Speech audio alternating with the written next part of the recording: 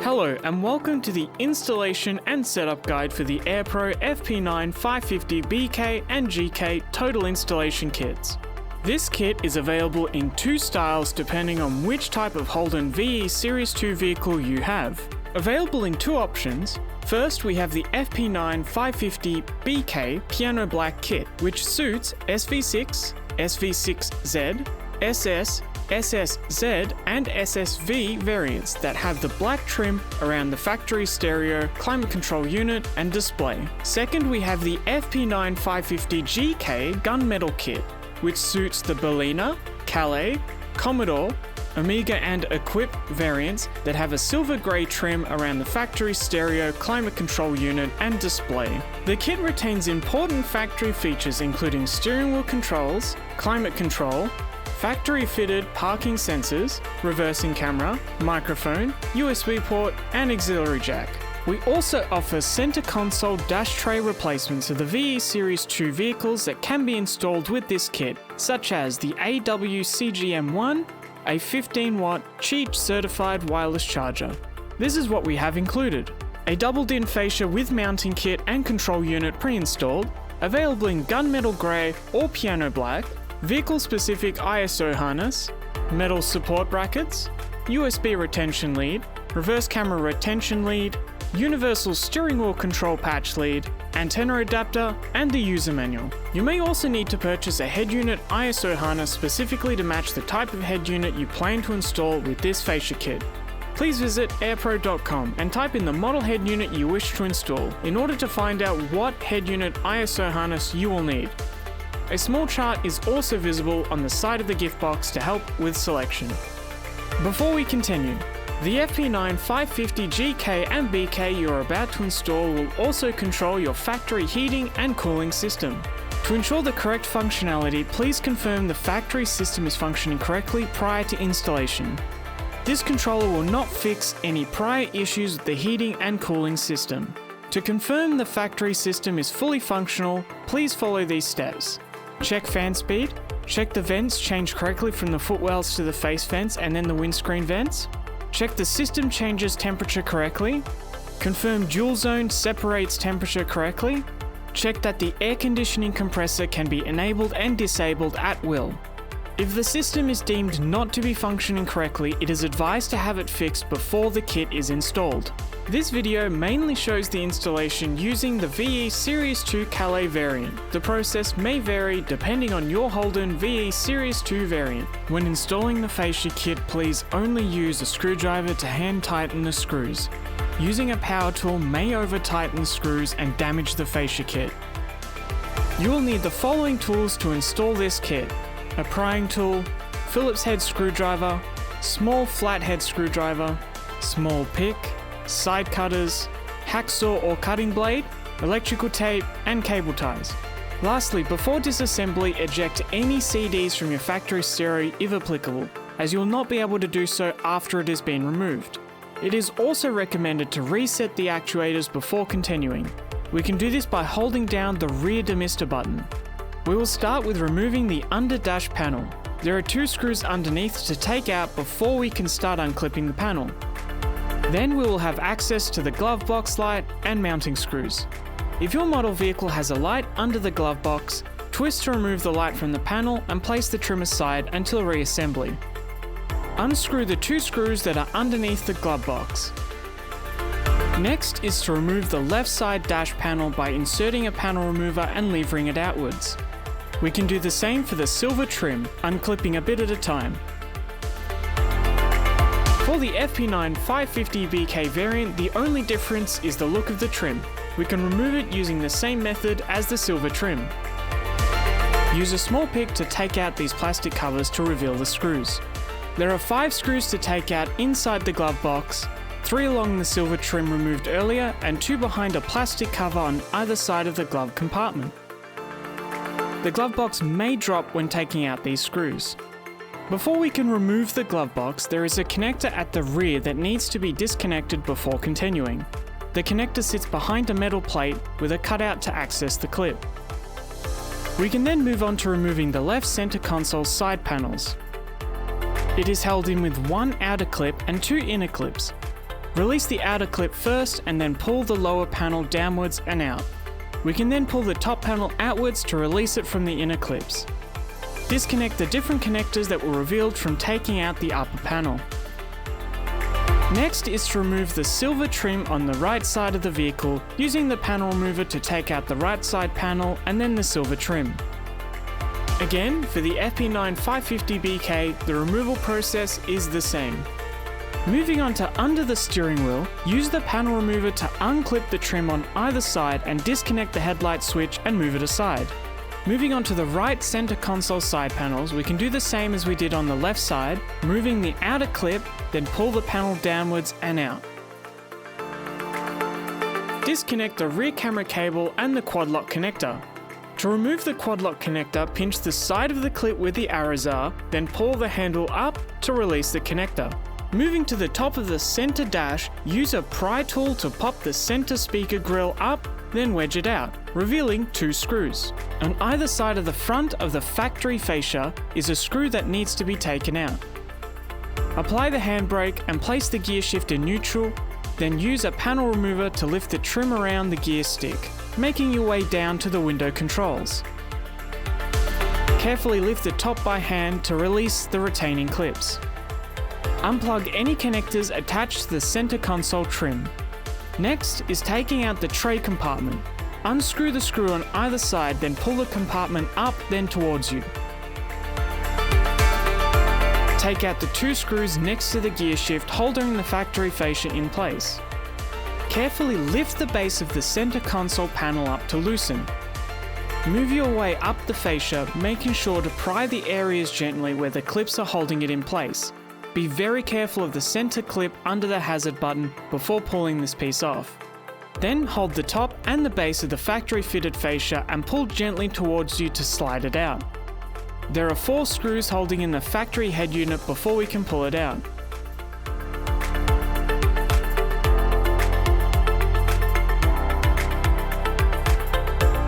Once out, revealed is a cage that is not required for the install of the FP9550GK.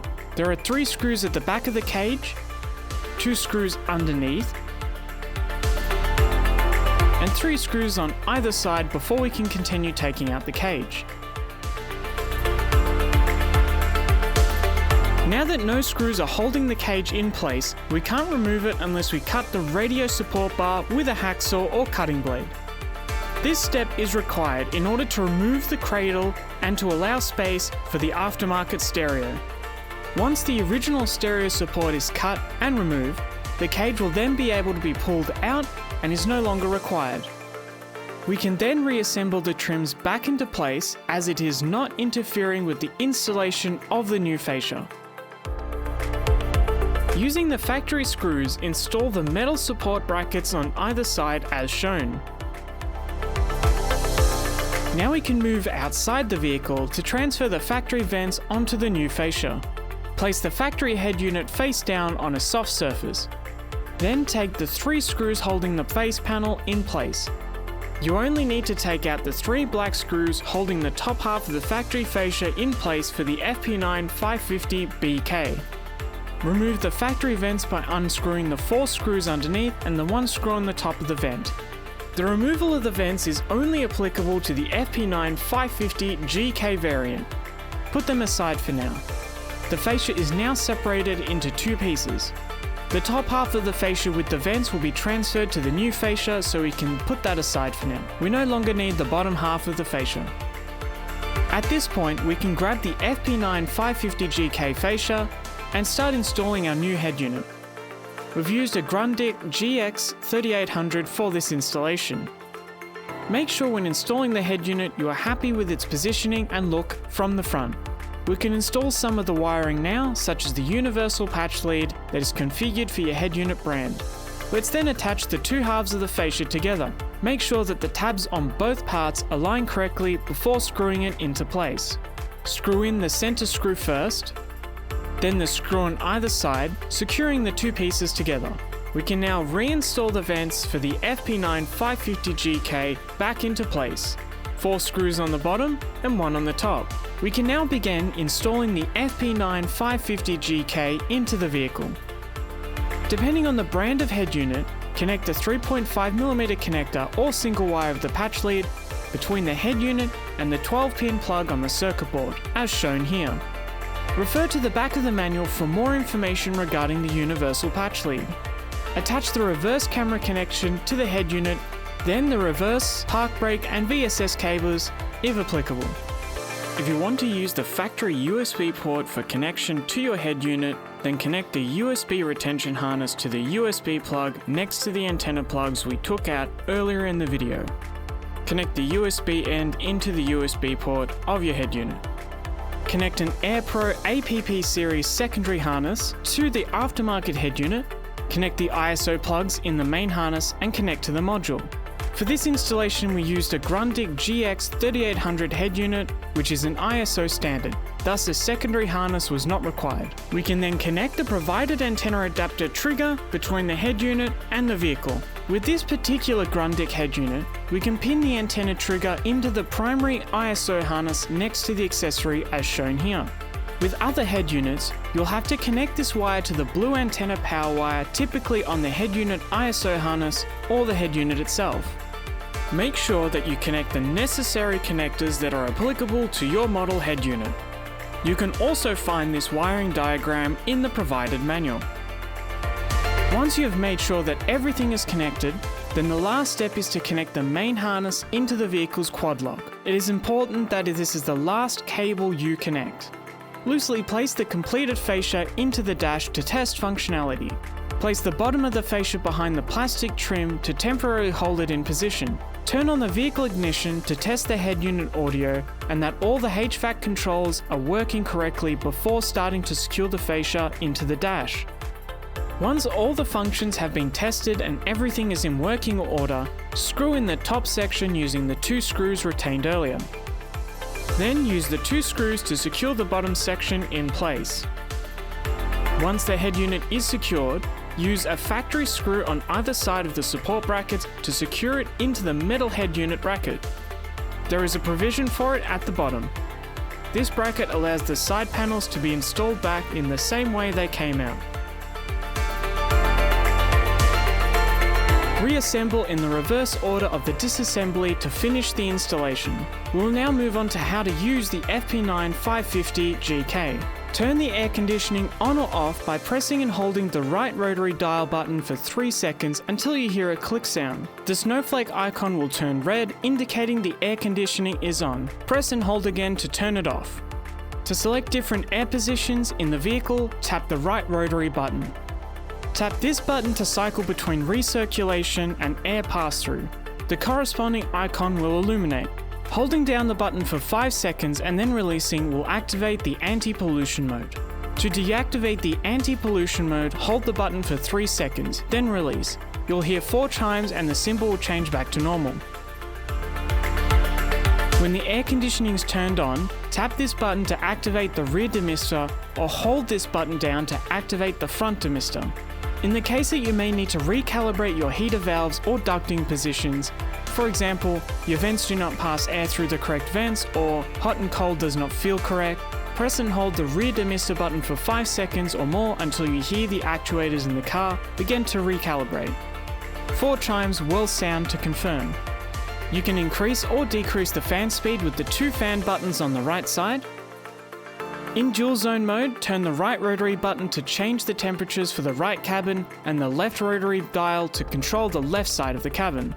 When the dual zone is first activated, the driver and passenger temperatures will be in sync. While they are in sync, both temperatures can be adjusted by the driver's dial. When the left rotary dial is rotated, the passenger temperature will be adjusted. Once this is done, dual sync will turn off and both temperatures can be adjusted independently. To activate auto climate mode, tap the left rotary dial and then set the target temperature by rotating the right rotary dial to the desired level. When in auto mode, the system is equipped with 3 levels of fan speeds: fan low, fan mid, and fan high. Holding the left rotary dial will activate single zone. In single zone mode, the right rotary dial adjusts the temperature, and adjusting the left rotary dial will revert the system back to dual zone. We can also control the HVAC system with the steering wheel controls. Press in the left-hand scroll wheel to control your HVAC via the left and right scroll wheels on your steering wheel. When in single zone, the left scroll wheel controls the fan speed and the right scroll wheel controls the temperature. When in dual zone, the left and right scroll wheels control the temperature settings. After 5 seconds of inactivity, the steering wheel controls will revert back to the aftermarket stereo and functionality will continue as normal. Parking sensors are retained if your vehicle had them fitted from the factory. The functionality of the factory-fitted reverse sensors remains unchanged.